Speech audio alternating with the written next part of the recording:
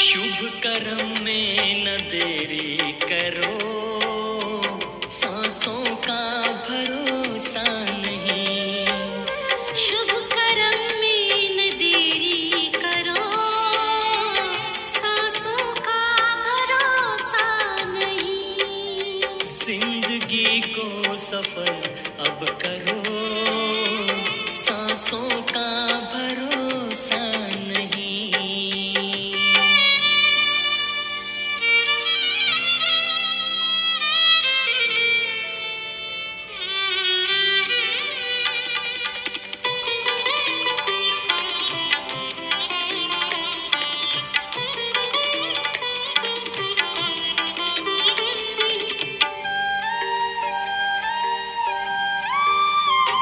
मान भगवान को मानते हो, मगर खुद से पूछो क्या भगवान की मानते।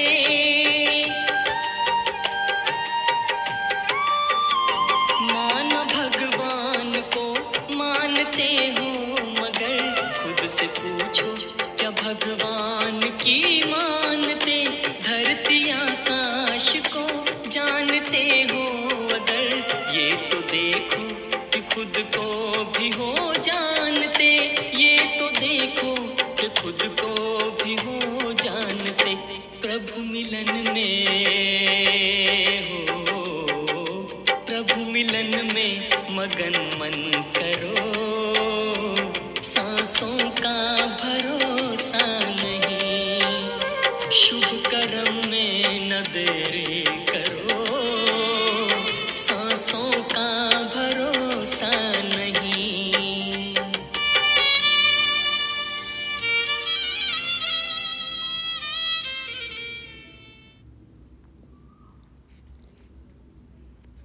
ओम शांति। उपराम स्थिति वाली पवित्र अनुभवी मूर्त आत्माओं को गॉडली मॉर्निंग। शुभ कर्म में न देरी करो, सांसों का भरोसा नहीं। आजकल तो वाकई श्वासों का भरोसा ही नहीं है। देख सुन रहे हैं ना आसपास, तो अब क्या डिसाइड किया है? वही पुराने ढर्रे पर चलना है या कौड़ी से हीरा बनना है? सभी को ठोकर खाने से बचाना है, सबको आप समान बाप समान बनाना है, सबको दुखों से छुड़ाना है, पावन बनना बनाना है, बाप समान कर्तव्य करना है, बुद्धि को अब भटकन से बचाना है, एक ही बाप से दिल लगाना है, अपने ऊपर पूरी खबरदारी रखनी है, कौड़ियों के पीछे चिंतित नहीं होना है, अपनी कमी कमजोरी को पूरी तरह से अब खत्म करना है। ले लिया निर्णय सभी ने? क्या करना है, कैसे करना है? इसके लिए सुनते हैं 30 दिसंबर 2023 का शिव भगवान वाच। मीठे बच्चे, शुभ कार्य में देरी नहीं करनी है। अपने भाई बहनों को ठोकर खाने से बचाना है, भूं भूं कर आप समान बनाना है। अब पता लग गया कि क्या शुभ कर्म है ना? तो बाबा कहते हैं अब शुभ कार्य में बिल्कुल भी देरी नहीं करनी है। जो भाई बहन हमारे भी इधर उधर भटक रहे हैं, ठोकर खा रहे हैं, धक्के खा रहे हैं, उनको भी बचाना है।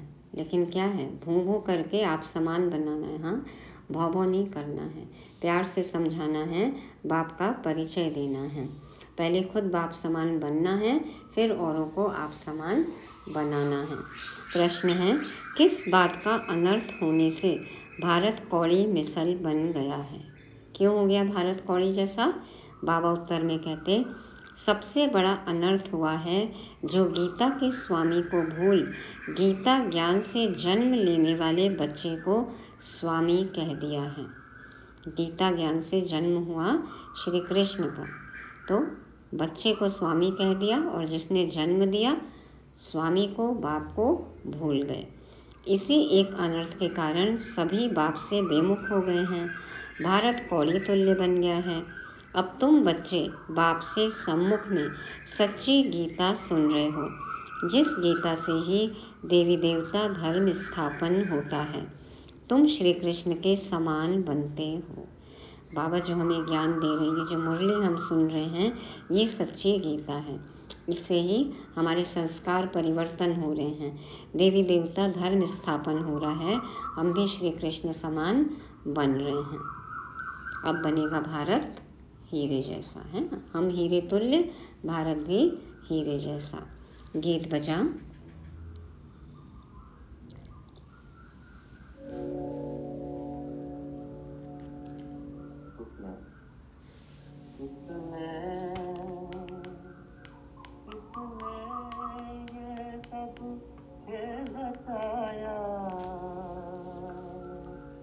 इसने ये सब साथ सजाया, अपने आप सभी कुछ करके अपना आप छिपाया, अपना आप छिपाया। किसने कोमल कोमल प्यारे पौधे, कोमल कोमल प्यारे पौधे, आन पान मतवारे पौधे, इनके ऊपर आकर छिड़की रंग रूप की माया, इनके ऊपर आकर छिड़की रंग रूप की माया। अपने आप सभी कुछ करके अपना आप छिपाया, अपना आप छिपाया। किसने? ओम शांति। ब्राह्मण कुलभूषण बच्चे समझ गए हैं कि बरोबर हमको स्वर्ग में बहुत अपरंपार सुख थे, हम बहुत खुशी में थे। हम जीवात्माएं स्वर्ग में बहुत मस्ती में थे। फिर क्या हुआ हमें पता है ना। हम स्वर्ग में बहुत मस्ती में थे, अपरंपार सुख थे, बहुत खुश थे हम। बाबा ने बताया हमें। फिर क्या हुआ, रंग रूप की माया आकर चटकी, देहभान में आ गए, रंग रूप की माया ने हमें दबोच लिया। विकारों के कारण ही इसको नरक कहा जाता है। नरक तो सारा है। अब यह जो भ्रमरी का मिसाल देते हैं, भ्रमरी और ब्राह्मणी दोनों का काम एक है। भ्रमरी का मिसाल तुम्हारे ऊपर है। भ्रमरी कीड़े ले जाती है। क्या करती है, कीड़ों के कान में भूं भूं भूं भूं करती है और फिर वो कीड़े भी उड़ने लगते हैं। तो बाबा भी कहते तुम्हें भी आत्माओं को, भाई बहनों को ज्ञान सुनाते रहना है, तो उनको भी आप समान बाप समान बनाना है, ताकि वो भी इस ज्ञान में चलने लग जाए, बाप समान बन जाए। तो बाबा कहते हैं भ्रमरी का मिसाल तुम्हारे ऊपर है। भ्रमरी कीड़े ले जाती है, घर बनाकर उसमें कीड़े डाल देती है। यह भी नरक है। सब कीड़े हैं, परंतु सब कीड़े देवी देवता धर्म वाले नहीं हैं। जो भी धर्म वाले हैं सब नरकवासी कीड़े हैं।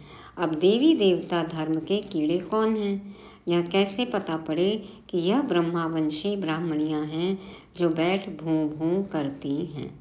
जो देवता धर्म होंगे, जो देवता धर्म के होंगे वही ठहर सकेंगे, संस्कार उनका जागृत हो जाएगा, इमर्ज हो जाएगा। जो नहीं होंगे ठहरेंगे नहीं। नरकवासी कीड़े तो सभी हैं। सन्यासी भी यही कहते हैं कि नरक का यह सुख काग विष्ठा समान है।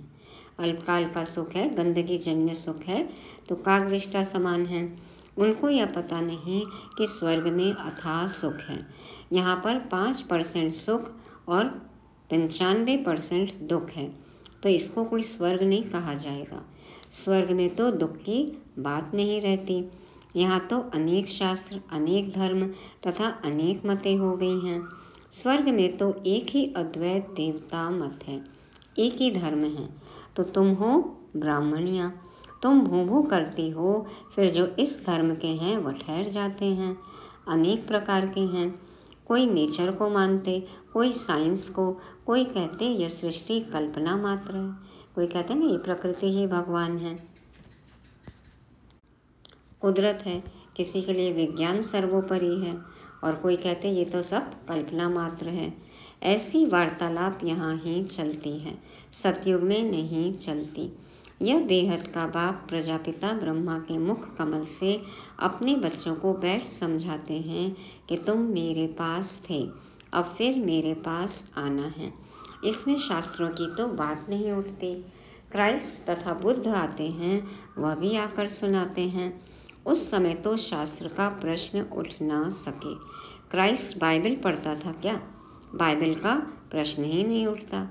बाप कहते हैं, बच्चे तुम अपनी हालत तो देखो, माया रावण ने तुम्हारी कैसी हालत कर दी है। समझते भी हैं कि हम आसुरी रावण संप्रदाय हैं। रावण को जलाते हैं परंतु जलता नहीं। रावण को हम जलाते हैं लेकिन जलता नहीं। क्यों? विकारों रूपी रावण की बात है ना। पुतले तो जलाते हैं, फिर हर साल नए नए बनाते हैं, लेकिन ये अंदर का रावण क्यों नहीं जलता? कैसे जलेगा? योग अग्नि से। इसलिए बाबा कहते हैं मन मना भाव, बाप और वर्षे को याद करो। तो बाबा कहते हैं कि रावण को जलाते हैं परंतु जलता नहीं। रावण का जलना बंद कब होगा, यह मनुष्यों को पता नहीं है। तुम हो ईश्वरीय दैवी संप्रदाय, तुम बच्चे हो हमारे। अब मैं फिर आया हूँ तुम बच्चों को राजयोग सिखलाने। अनेक धर्म हैं, उनमें से निकालने में कितनी मेहनत लगती है। गीता भी कहाँ से आई? आदि सनातन धर्म जो था, उनकी निशानियाँ कहाँ से निकली, जो फिर ऋषि मुनियों ने बैठ बनाई, जो अब तक सुनते आए हैं। वेद किसने गाए? वेदों का बाप कौन है? बाप कहते हैं कि गीता का भगवान मैं हूँ। गीता माता रची शिव बाबा ने, उससे जन्म लिया श्री कृष्ण ने, उनके साथ राधे आदि सब आ जाते हैं। पहले हैं ही ब्राह्मण। बाबा कहते हैं कि ऋषि मुनियों ने बैठ बनाई गीता, शास्त्र, वेद, उपनिषद, ये सब। तो बाबा कहते हैं वेदों का बाप कौन है?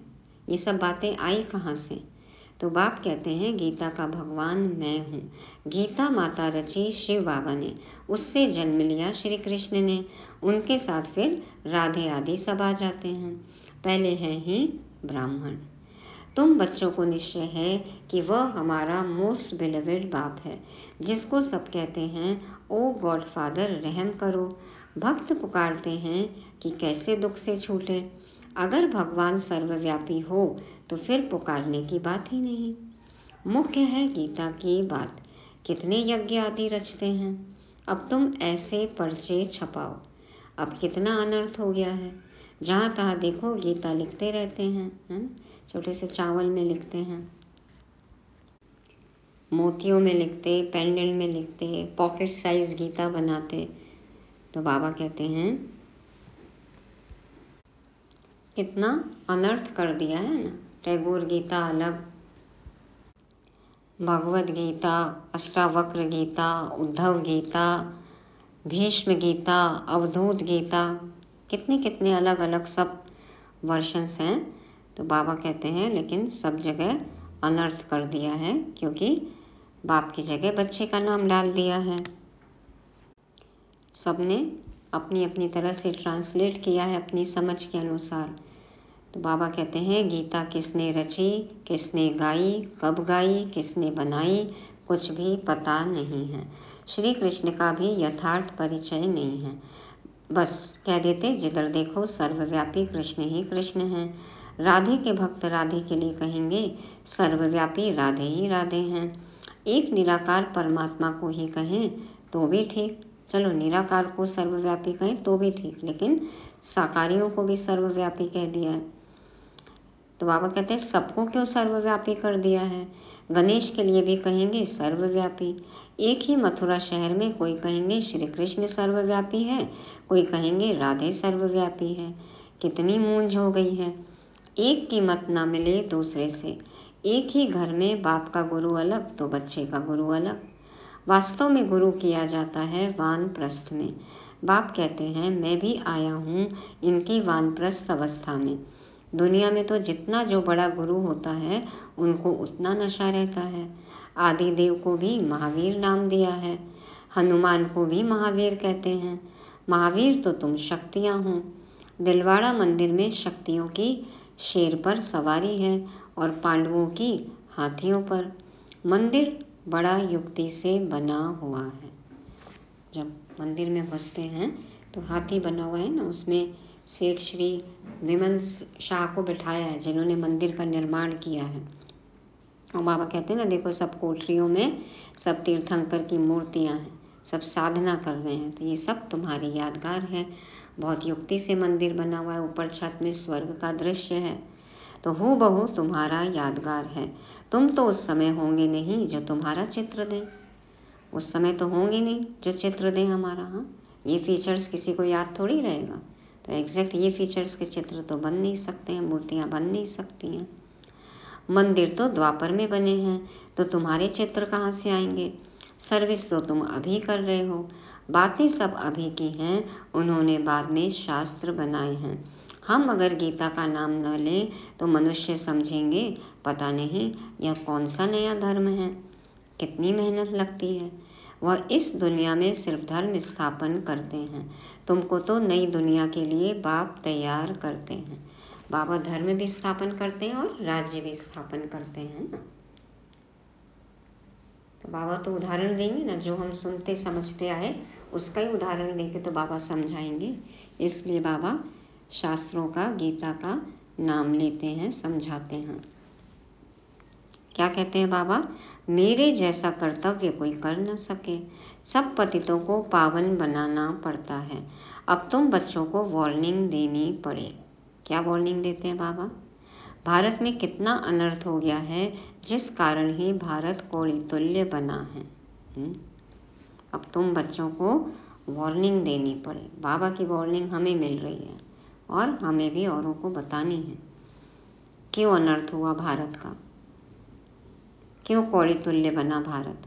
बाप ने गीता माता द्वारा श्री कृष्ण को जन्म दिया, उन्होंने फिर श्री कृष्ण को गीता का स्वामी बना दिया है। गीता का स्वामी तो शिव है, उसने गीता से श्री कृष्ण को जन्म दिया। तुम सब संजय हो, सुनाने वाला एक शिव बाबा है। प्राचीन देवी देवता धर्म का रचने वाला कौन? यह सब लिखने में बुद्धि चाहिए। गीता से हम जन्म ले रहे हैं, मम्मा, राधे और यह फिर श्री कृष्ण बनेगा।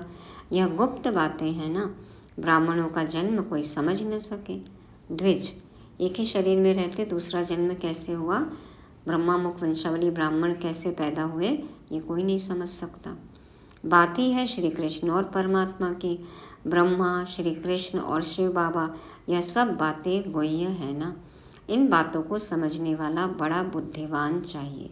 जिनका योग पूरा होगा उनकी बुद्धि पारस बनती जाएगी।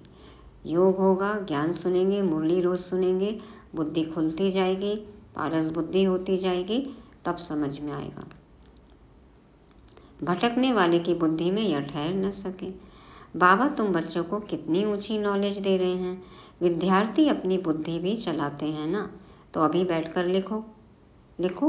बाबा कहते हैं शुभ कार्य में देरी नहीं करनी चाहिए। हम सागर के बच्चे अपने भाई बहनों को बचाएं। बाबा ज्ञान सागर, शांति सागर, पवित्रता का सागर, तो हमें भी अपने भाई बहनों को बचाना है। क्यों बचाना है? बेचारे ठोकर खाते रहते हैं। कहेंगे बीके इतनी रड़ियाँ मारती हैं, कुछ तो बात होगी। कहेंगे ये ब्रह्मा कुमारियाँ इतना बोल रही हैं, कुछ तो होगा ना, जब इतना बार बार कह रही हैं। तो लाखों पर्चे छपवाकर गीता पाठशालाओं आदि में बांटो। भारत अविनाशी खंड है और सर्वोत्तम तीर्थ है। जो बाप सबको सदगति देते हैं, उनके तीर्थ स्थान को गुम कर दिया है, तो फिर उनका नाम निकालना पड़े। फूल चढ़ाने लायक एक शिव ही है, बाकी तो सब व्यर्थ हैं। गीता पाठशालाएं बहुत है, तुम वेश बदल कर वहाँ जाओ, फिर भल समझे या बीके होंगी। ऐसे प्रश्न कोई पूछ ना सके। जैसे ही ब्रह्मा कुमारियाँ कुछ बोलती हैं, समझ में आ जाता है ना, या हम भी अभी कुछ बोलते हैं, भले ही कोई भी ड्रेस पहना हो, तो क्या कहते हैं, आप ब्रह्मा कुमारी से जाते हो क्या? आप ब्रह्मा कुमारी से जुड़े हुए हो क्या? तो बाबा कहते हैं आपके मुख से यदि कुछ भी निकला गीता के, भगवान शिव के बारे में, या इस ज्ञान के बारे में, आत्मा परमात्मा के यथार्थ ज्ञान के बारे में, तो सीधे आजकल समझ जाते हैं कि ब्रह्मा कुमारी से जुड़े हैं। देखो बाबा कहते हैं भल समझें, लेकिन बताना सबको है। क्यों? क्योंकि बचाना सबको है। तुम समझते हो कि शिव बाबा ब्रह्मा तन से बैठ यह बातें समझाते हैं। जो बाबा स्वर्ग का मालिक बनाने वाला है वह अभी आया हुआ है। जब तक ब्राह्मण न बने तब तक देवता बन न सके। ब्राह्मण कुल देवताओं से भी ऊंच है। सबकी आत्मा पावन हो रही है। तुम फिर नई दुनिया में पुनर्जन्म लेंगे। अच्छा, मीठे मीठे सिक्के हृदय बच्चों प्रति माता पिता बाप दादा का याद प्यार और गुड मॉर्निंग। रूहानी बाप की रूहानी बच्चों को नमस्ते। हम रूहानी बच्चों की रूहानी बाप दादा को याद प्यार गुड मॉर्निंग और नमस्ते। शुक्रिया बाबा, शुक्रिया। अभी एक रात्रि क्लास है 12 जनवरी 1969 की। बाबा अव्यक्त हुए 18 जनवरी को और ये क्लास है 12 जनवरी की। तुम बच्चे एक बाप की याद में बैठे हो। एक की याद में रहना इसे कहेंगे अव्यभिचारी याद। अगर यहाँ बैठे भी दूसरे कोई की याद आती है तो व्यभिचारी याद कहेंगे। मुरली सुनते सुनते भी बुद्धि कहीं भी किसी में अटकी गई तो माना व्यभिचारी याद। कोई और को भी याद किया तो व्यभिचारी याद। खाना पीना रहना एक घर में, याद दूसरे को करना, यह तो ठगी हो गई। बाबा के बन गए, प्रतिज्ञा कर ली, बाबा आप हमारे हम आपके कह दिया, सगाई कर ली, फिर किसी और के बारे में सोच रहे हैं तो ठगी हो गई ना। भक्ति भी जब तक एक शिव बाबा की करते हैं तब तक अव्यभिचारी भक्ति हुई। फिर औरों को याद करना यह व्यभिचारी भक्ति हो जाती है। अभी तुम बच्चों को ज्ञान मिला है एक बाप कितनी कमाल करते हैं, हमको विश्व का मालिक बनाते हैं, तो उस एक को ही याद करना चाहिए। मेरा तो एक, मैं एक और मेरा एक, एक और एक 11। तो मैं तो एक, मेरा तो एक। परंतु बच्चे कहते हैं शिव बाबा की याद भूल जाती है। वाह, भक्ति मार्ग में तो तुम कहते थे हम एक की ही भक्ति करेंगे। बाबा कहते भक्ति में तो बड़े बड़े वायदे किए आपने। तो भक्ति मार्ग में तो तुम कहते थे हम एक की ही भक्ति करेंगे, वही पतित पावन है। और तो कोई को पतित पावन नहीं कहा जाता, एक को ही कहा जाता है, वही ऊंचते ऊंच है। अभी तो भक्ति की बात ही नहीं। बच्चों को ज्ञान है, ज्ञान सागर को याद करना है। भक्ति मार्ग में कहते हैं आप आएंगे तो हम आपको ही याद करेंगे। अगर तुम मिल जाओ जमाना छोड़ देंगे हम, ये कहा हमने। तो बाबा कहते हैं जो वादा किया वो निभाना पड़ेगा। अब मुझे पहचानो, मैं हूँ कौन? मैं हूँ शिव। तो बाबा कहते हैं भक्ति मार्ग में कहते आए कि आप आएंगे तो हम आपको ही याद करेंगे, तो यह बातें याद करनी चाहिए। हर एक अपने से पूछे हम एक बाप को याद करते हैं या अनेक मित्र संबंधियों आदि को याद करते हैं। पूछो वादा निभा रहे? जो वादा किया वो निभाना पड़ेगा। कोई भी मित्र संबंधी यदि हमको बुलाए तो भी हमें सिर्फ बाबा के पास ही जाना होगा, बाबा के बनकर ही रहना होगा। रोके जमाना चाहे टोके जमाना, हमको और कहीं भी नहीं जाना। तो बाबा कहते हैं कि एक बाप से ही दिल लगाने हैं। अगर दिल और तरफ गई तो याद व्यभिचारी हो जाती है। बाप कहते हैं बच्चे मामे कम याद करो, फिर वहाँ तुम्हें दैवी संबंधी मिलेंगे। नई दुनिया में भी सभी नए मिलेंगे। तो अपनी जांच रखनी है कि हम किसको याद करते हैं। बाप कहते हैं तुम मुझ पारलौकिक बाप को याद करो, मैं ही पतित पावन हूँ। कोशिश कर और तरफ से बुद्धि योग हटाकर बाप को याद करना है। जितना याद करेंगे उतना ही पाप कटेंगे। ऐसा नहीं कि जितना हम याद करेंगे उतना बाबा भी याद करेंगे। बाबा हमको क्यों याद करेंगे? बाप को कोई पाप थोड़े ही काटने हैं। बाबा कह रहे हैं ये मत सोचो कि हम जितना याद करेंगे उतने ही बाबा हमको याद करेंगे। बाप को कोई पाप थोड़े ही काटने हैं। अभी तुम यहाँ बैठे हो पावन बनने लिए। शिव बाबा भी यहाँ हैं। उन्हें अपना शरीर तो है नहीं, लोन लिया हुआ है। तुम्हारी बाप से प्रतिज्ञा की हुई है, बाबा आप आएंगे तो हम आपके बन नई दुनिया के मालिक बनेंगे। अपने दिल से पूछते रहो। बाबा कहते चेक करो। यह तो जानते हो बुद्धि योग की लिंक घड़ी घड़ी बाप से टूट जाती है।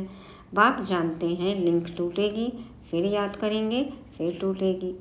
बच्चे नंबरवार तो पुरुषार्थ करते ही हैं। अच्छी रीति याद में रहें तो इस डायनेस्टी में आ जाएंगे। अपनी जांच करते रहो, डायरी रखो। सारे दिन में हमारा बुद्धि योग कहाँ कहाँ गया, तो फिर बाप समझाएंगे। आत्मा में जो मन बुद्धि है वह भागती है। बाप कहते हैं भागने से घाटा पड़ जाएगा। मुझे याद करने से बहुत फ़ायदा है, बाकी तो नुकसान ही नुकसान है। याद करना है मुख्य एक को, अपने ऊपर खबरदारी रखनी। खबरदारी रखो कि बाबा के सिवाय और कोई भी मन में ना आए, बुद्धि में और कोई भी ना आए, हमारा लिंक जुड़ा रहे। तो खबरदारी रखनी है। कदम कदम पर फायदा, कदम कदम पर घाटा।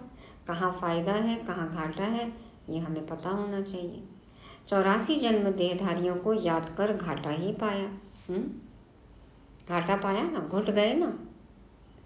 तो एक एक दिन होकर 5000 वर्ष बीत गए, घाटा ही हुआ, घाटा ही हुआ, गिरते ही आए।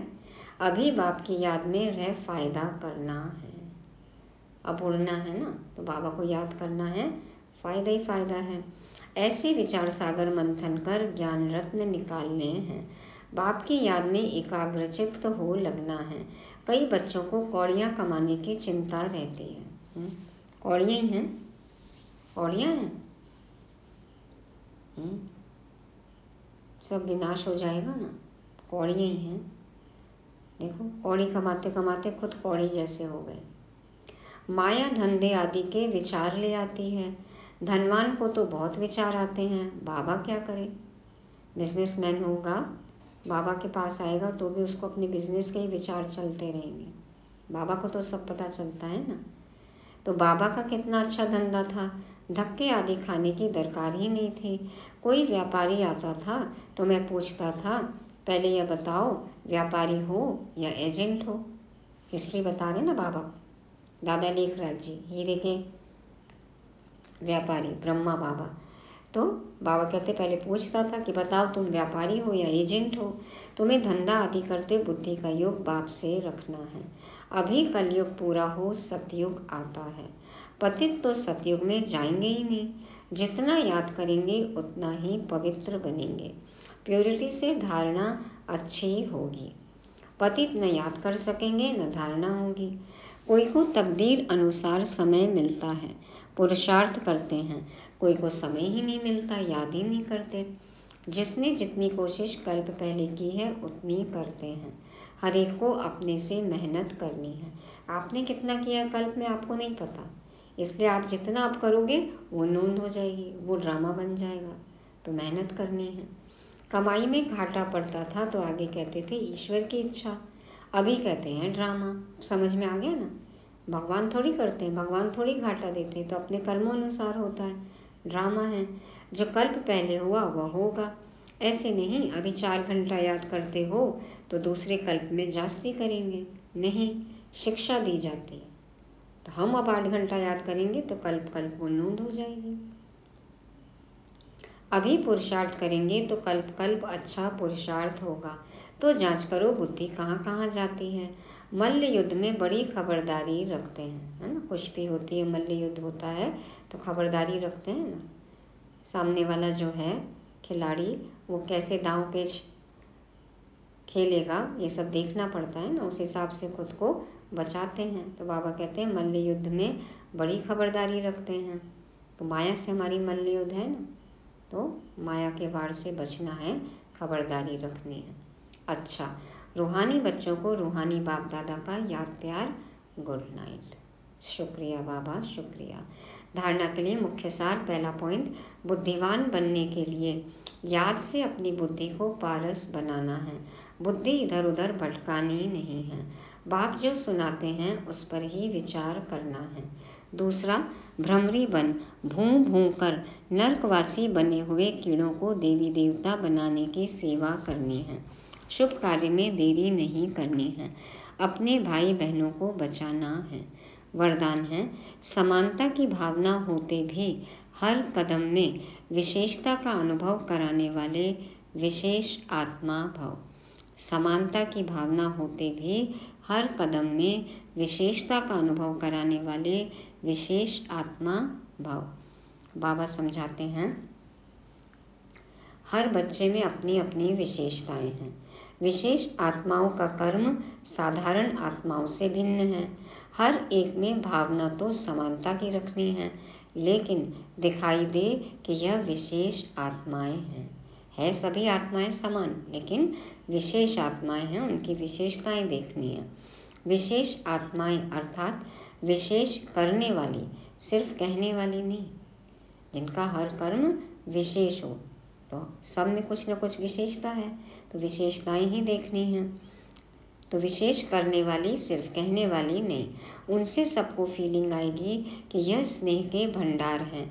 हर कदम में, हर नज़र में स्नेह अनुभव हो, यही तो विशेषता है। दूसरों की विशेषता भी देखनी है और सबको हम में भी विशेषता दिखाई दे। हमारा हर कर्म विशेष हो, सबके लिए स्नेह हो, प्यार हो। सबको लगे कि ये स्नेह के भंडार है। कल भी था ना कि सबको अपनापन अनुभव होना चाहिए, तो सबसे हमारा अपनापन हो भी और उनको भी हमारे में अपनापन दिखाई देना चाहिए। तो वैसे ही सबकी विशेषताएं हमें देखनी है और औरों को हम में विशेषता नजर आनी चाहिए कि इनका प्यार स्नेह सबके प्रति है, ये विशेष आत्मा है। स्लोगन है, सृष्टि की कयामत के पहले अपनी कमजोरियों और कमियों की कयामत करो। सृष्टि की कयामत के पहले अपनी कमियों और कमजोरियों की कयामत करो। कयामत तो होनी है। कयामत कब आएगी? सब इंतजार ही कर रहे हैं ना, यही है ना, कयामत का समय चल रहा है। न जाने कौन सा पल आखिरी पल हो, तो वो तो जब होगा हो गई, लेकिन हमें अपनी कमी कमजोरी की कयामत करनी है, उसका विनाश करना है, उसको खत्म करना है, उसको भस्म करना है। कैसे होगा? बाबा की याद से। तो स्थूल रूप से जो विनाश होगा उसके इंतजार में नहीं बैठना है, उस कयामत के इंतजार में नहीं बैठना है। अपनी कमी कमजोरी, माया, विकार, रावण सबको पहले ही खत्म कर देना है। बाबा कहते हैं ना, इंतजार से पहले इंतजाम करो। तो एवर रेडी होना है, हमें संपूर्ण बन जाना है। अपने आप समय समीप आ जाएगा, समय को समीप लाना है। तो ये थी मुरली। रिवाइज करने के लिए पॉइंट्स बाबा ने याद दिलाया। शुभ कर्म में देरी नहीं करनी है। कोई भी शुभ कार्य हो, पता है श्रेष्ठ कर्म है, शुभ कर्म है, सोचना नहीं है, तुरंत कर लेना है। अपने भाई बहनों को बाप का परिचय देना है, उनको भी भटकने से बचाना है। दूसरी बात बाबा ने क्या कही? पर्चे छपवा कर बांटो, सेवा करो। हैं, न जाने किसके हाथ कौन सा पर्चा लग जाए, न जाने कौन सा मैसेज किसको मिल जाए। तीसरा, बाबा कहते हैं अपने ऊपर खबरदारी रखनी है, कहीं से भी माया हमें अपने चंगुल में ना ले ले। तो खबरदारी रखनी है कि बाबा से हमारा कनेक्शन ना टूटे। और चौथा, विशेष आत्मा, हम भी विशेष आत्मा, कर्म भी विशेष हो और औरों की भी विशेषताएं देखनी है। और पांचवा, अपनी कमी कमजोरी की कयामत करनी है, उन्हें खत्म करना है। ओम शांति।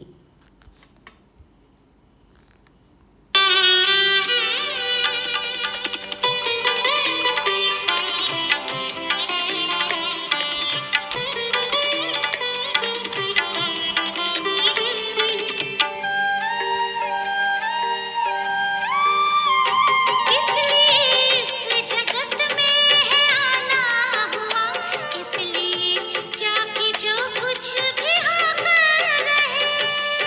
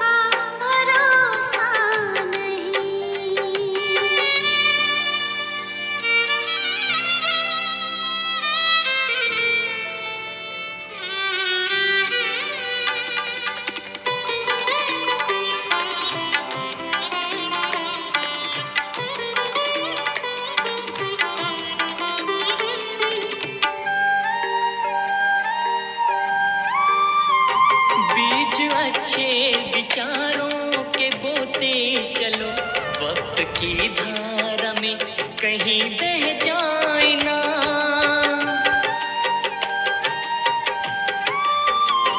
बीज अच्छे विचारों के बोते चलो, वक्त की धारा में कहीं बह जाए ना। पुण्य से मिलती मन को है शुभ प्रेरणा, क्या पता कब ये मन भी बदल जाए ना। क्या पता कब ये मन भी बदल जाए ना। करना है जो, करना है जो अभी ही